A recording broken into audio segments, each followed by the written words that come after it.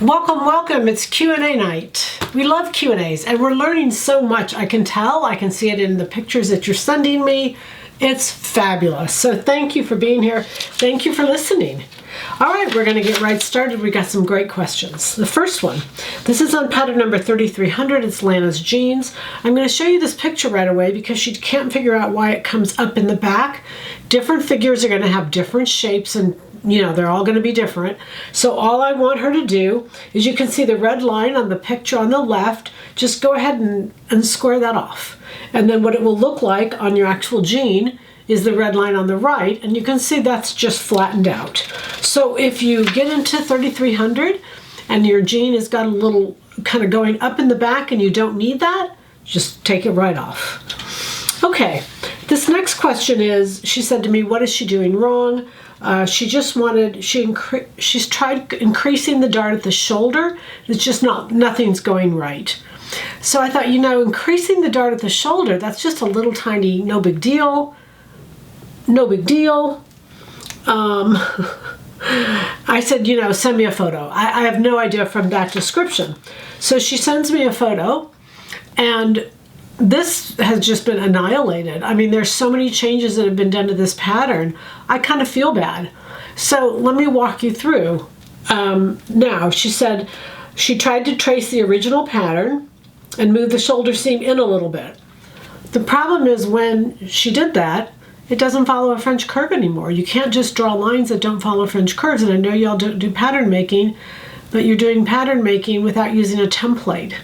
If you're not using a template, that's what the whole idea of the template is. So the armhole doesn't follow a French curve, and that's going to cause problems. She also slanted the shoulders more. She didn't take the dart all the way up. There's just all kinds of, there's pattern making changes going on without understanding. This really isn't fitting. This is more pattern making. So to her, I would start over and one by one figure out what you're going to do without kind of convoluting them all together. There's too many things coming in together, and honestly I feel bad. It just looks, it's not good. It's not good. So that's why you have problems. They're not for not reasons. That's the good news. So we just need to kind of, whenever we make a change, we need to make one change at a time and make sure that change has not caused other issues. L, C, and D, when done properly, each problem will not cause another issue to happen. So if you've got a problem where something else is happening, it's because you solved that problem incorrectly. I hope that helps you. Okay, she bought the black and white Veronica Beard boucle. Can she wash it? Washing, you guys, is always a personality thing. I wash about everything I own, and I always cut a couple swatches of my leftover fabric, cut it in the same size. I wash when I compare it back. I put it in the dryer and I compare it back, so I know exactly what's going to happen to that fabric before I do it. Just as a general rule, wash some swatches. 2 swatches, wash one, dry one. Okay, this next one is Kellen's Twisted Top, pattern number 124. This is a good question because I've got a couple questions on this, because a lot of you are making this top. It's a really cute top and loving it. She wants to lengthen it because she lengthens all her top, but she doesn't know where to do it. So I've drawn this out for you, and this would be lengthening or shortening. It doesn't matter which one you want to do, it would be the same. So I put adding length on this picture that you're looking at, but it could be taking away length, minusing length. Both on the front, you have to do both A's. You have to lengthen both of them. And the reason being is because the 2 X's swing around to meet one another, and if you only lengthen at one place and not in another, then that 2 X's won't meet. So you've got to add, both A's have to be added, and let's say they have to be the same. So if you want to add 2 inches, there'd be 2 inches in both places. Again, because those X's swing around to sew together, and therefore the top would be lengthened 2 inches. Then you'd go back to B and you'd lengthen B the same. But there's only one place on the back. So that's probably where you've been struggling with. If you want to shorten it, you'll shorten both A's the same amount, and you'll shorten B's the same amount. That's it. It's just that the part of the top kind of flips around and sews to the bottom. So it's kind of a, it's hard to think it through. This next photo, again, is 124. She likes it. She likes how it looks. She likes all of that. It's a rayon blend. It's a light sweater knit, so it's very drapey.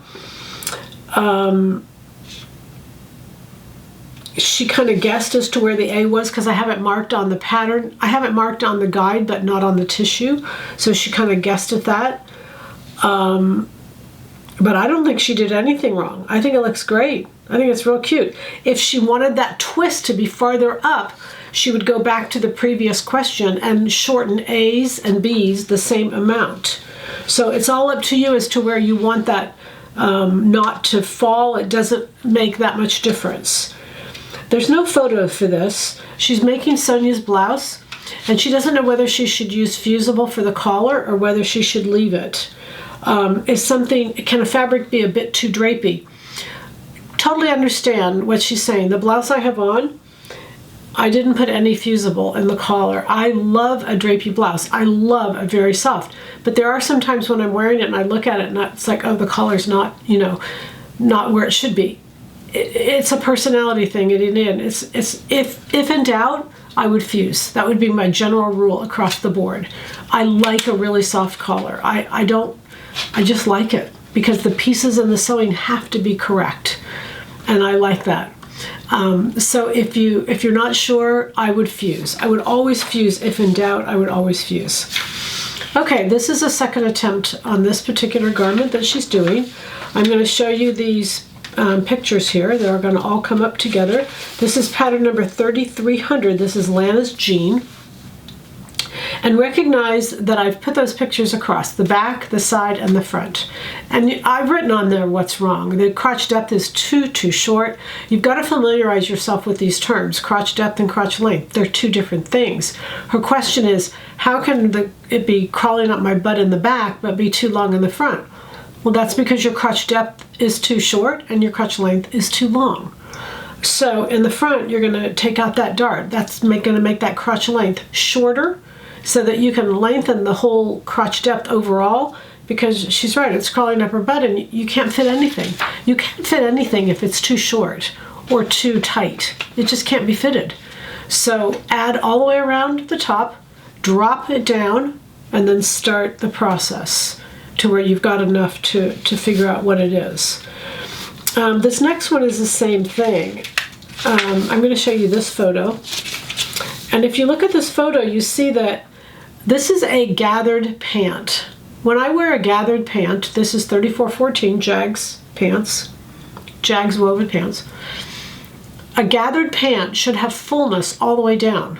It shouldn't be gathered at the waist and then tight. This is so tight she has horizontal wrinkles.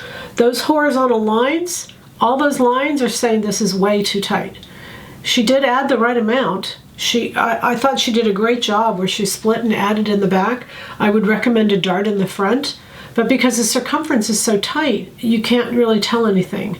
So when something is too small, it cannot be draped, because if you notice, there's a lot of horizontal wrinkles. Horizontal wrinkles aren't even diagonal. Diagonal are telling you there's depth issues, but horizontal wrinkles are telling you there's circumference issues. Okay, so let's make the pant bigger in the size next up, and then you implement the cutting exactly like you did. All right, I have tried to create the Raglan conversion, but the underarm has been too tight. I noticed on the schematic there was a gap. My question is, how big of a gap should I make? It's your call. However, keep in mind, the gap, you overlap the top and then there's a gap at the bottom between the sleeve and the bodice. That gap is just for the circle to be joined. You should be using a sleeve that already fits. So the sleeve circumference shouldn't be an issue, and it shouldn't be accounted for in making a gap, if that makes sense. Those are two distinct individuals. This is a pattern making question, but I've shown you how to do this Raglan sleeve so many times. The sleeve that you're starting with should be a sleeve that fits you. So the gap is merely just a design feature, and how big it is up to you.